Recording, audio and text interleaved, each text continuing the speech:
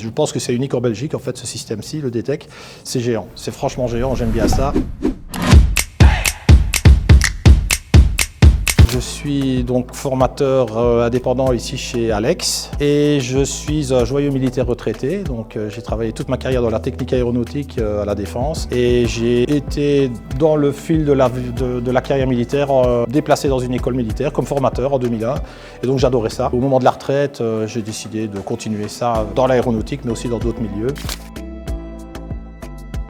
Alors, qu'est-ce qui est sympa ici chez Alex? Bon, déjà, vous avez vu le bâtiment. Je me rappelle les premières formations qu'on donnait pour Alysia, justement. Ça se passait dans un petit local ici à Vilvoorde. C'était vraiment moche, alors qu'ici, on a vraiment beaucoup de moyens. C'est un cadre qui est sympa. Et il y a le côté audiovisuel, le côté matériel. Donc, franchement, c'est chouette et il y a une bonne ambiance de travail avec des chouettes collègues et des chouettes élèves. Alors, ce qui me motive à enseigner, justement, c'est la passion. J'adore ça.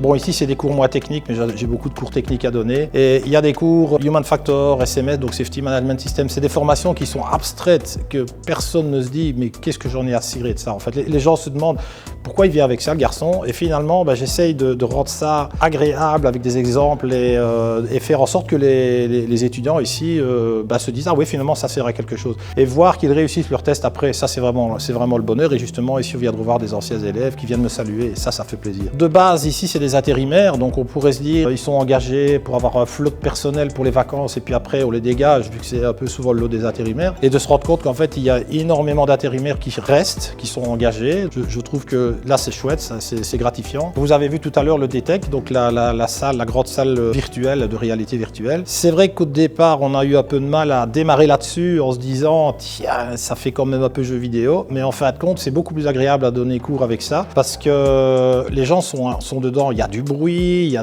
les images, hein. Ici vous avez une toute petite partie et il y a la réalité virtuelle aussi, donc on a des gens qui sont mis dans des situations qu'ils n'auraient jamais pu faire en formation puisqu'ils n'ont pas encore leur badge, donc là tout le côté nouvelle technologie c'est vraiment fabuleux ici et je pense que c'est unique en Belgique en fait ce système-ci, le DTEC, c'est géant, c'est franchement géant, j'aime bien ça et on a du matériel didactique aussi, hein. Mes collègues qui donnent toutes les formations en ligne, on a tout ce qu'il faut donc c'est chouette.